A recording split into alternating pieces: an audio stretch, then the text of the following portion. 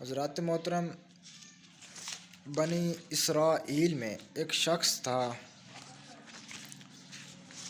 اس کو بذریعہ ایک وحی دی گئی، یعنی ایک اشارہ دیا گیا کہ آپ کی عمر جو ہے وہ 1000 سال تک ہے،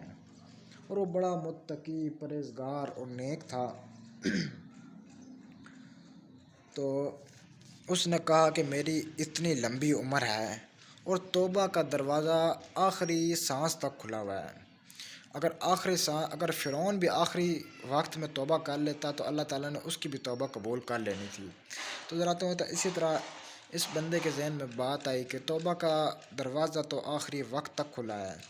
تو میں اپنے آپ کو ابھی سے کیوں اس عبادت کی بھٹی میں جلاؤں، میں ابھی سے کیوں اتنا متقی بنوں، اتنا پرہیزگار بنوں اور فلاں فلاں، اور میں ابھی سے اپنی زندگی موجیں کرتا ہوں، زنا کرتا ہوں، فلاں گناہ کرتا ہوں، فلاں گناہ کرتا ہوں۔ تو اس نے چنانچہ ایسے کیا، اس نے 900 سال گناہ، اس نے کہا کہ میں 900 سال گناہ کر لیتا ہوں اور 100 سال قبل توبہ کر لوں گا، یعنی 100 سال پہلے توبہ کر لوں گا۔ اس نے پھر ایسا ہی کیا۔ جب 100 سال رہ گئے، یعنی 900 سال مکمل ہو گئے، پھر اس کے ذہن میں خیال آیا، اس کو شیطان نے پھر کہا کہ ابھی 100 سال قبل توبہ کرنی ہے، تو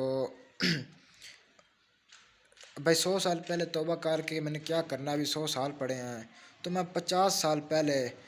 میں 90 سال پہلے میں توبہ کر لوں گا، تو 10 سال اور گناہ میں گزار لیتا ہوں۔ اسی طرح چنانچہ اس نے کیا۔ پھر اس نے جب 90 سال رہ گئے، پھر اس نے کہا کہ میں 70 سال گزار لوں، 70 سال میں پہلے توبہ کر لوں گا، ابھی گناہ کر لیتا ہوں۔ تو چنانچہ پھر وہ 50 پر آیا، پھر وہ 50 سے نیچے 20 پر آیا، پھر حتیٰ کہ ایک ایسا وقت ہے کہ ایک مہینہ، پھر ایک وقفہ، پھر ایک ہفتہ۔ علامہ رومی لکھتے ہیں کہ ایک دن باقی رہ گیا، اب وہ کہتا ہے کہ میں یہ بھی کام کر لوں، وہ بھی کام کر لوں، میرا فلاں کام رہ گیا، میرا وہ کام رہ گیا،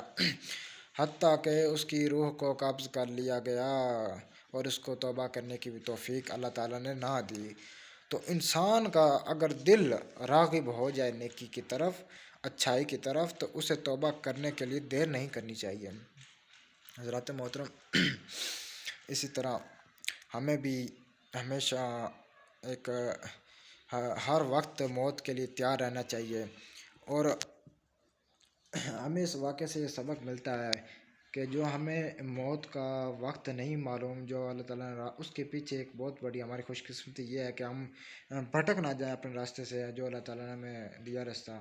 اللہ تعالیٰ سے دعا ہے اللہ تعالیٰ ہمیں ہمیشہ توبہ کرنے کی توفیق عطا فرمائے۔